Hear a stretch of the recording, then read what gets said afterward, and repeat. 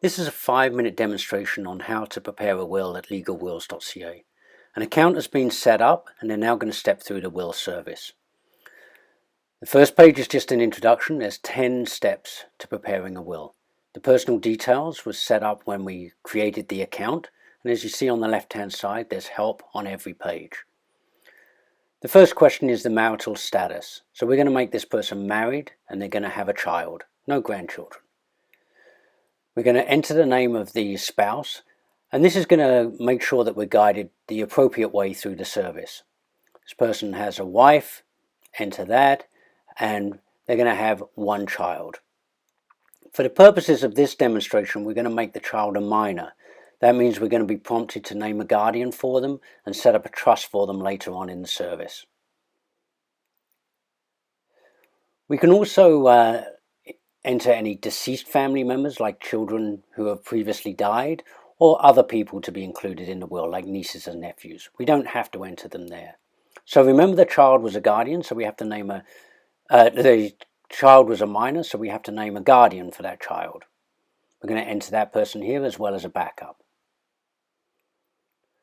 On the next page, we're going to name an executor. We can name one or more executors, up to 3 executors, and also up to 3 backup executors. Most people only name one, and we recommend that you only name one executor. We enter the executor here. This is the person who's going to have responsibility for carrying out the instructions in the will. And now we're going to name a backup. You can either name 1 backup, 3 to work successively, or more than 1 backup to work together. So you may have a spouse as your first choice and your children as the backup. Here we've just entered a single alternate executor. Once we've done this, we then move into the core of the will, which is distributing the assets. We start by entering a charitable bequest. We can do that here. We can either leave an object or a percentage of the estate or a sum of money, and I've entered a sum of money here to a particular charity. And we will add that bequest. That bequest will now go out first before the main estate. The next page is asking whether there are any pets involved. So yes, I can set up the care for a pet, and this sets up a pet trust within the will. The way it works is it calculates the life expectancy of that pet, their age, the number of years you would expect that carer to look after them, and you set up an annual maintenance for each of the pets. You can name as many pets as you like in your will. Now we move on to the main asset distribution within the will.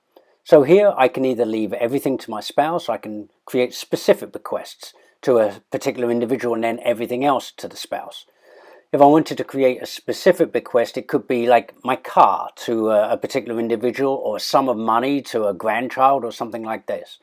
So in this example, what I'm going to do is I'm going to create an additional beneficiary.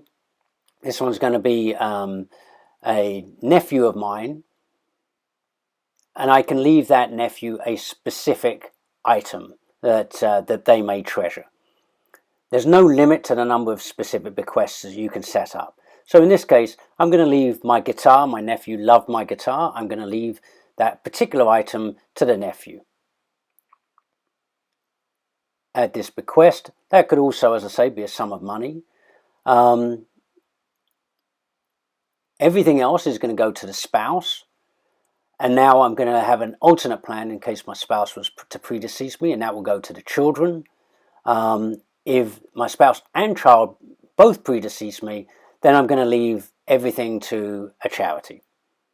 And I can put in the specific name and address and charitable number.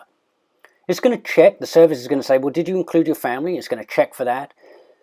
Remember, my daughter is a minor, so that means I'm going to set up a trust for them. This trust is going to expire at a certain age, but I can also distribute a portion of that trust earlier. So I can give them half of it at 21 and then the main bulk of it later on. I don't have any debts that I want to forgive, so that's it. I've created my will, and now it's a matter of just viewing that document. I click to download it, and then it's going to compile based on the answers to my questions. And once it does that, I can now open it as a PDF document. I open that up, and let's take a look at what the will looks like now. And you can see the executive appointments are in there, the property to the executor, then specific gifts, that's the guitar to the nephew. I've got bequest to charities in there, the animal pet trust is in there, the residue going to the spouse, and then there's a number of, there's the minor trusts, and then there's a number of clauses which are the power to the executor, and then right at the end you're going to see the guardianship for the child as well. You sign it in the presence of any two witnesses on that page, and then you'll have your legal will. The document also comes with a series of instructions to give you information on how to sign it appropriately.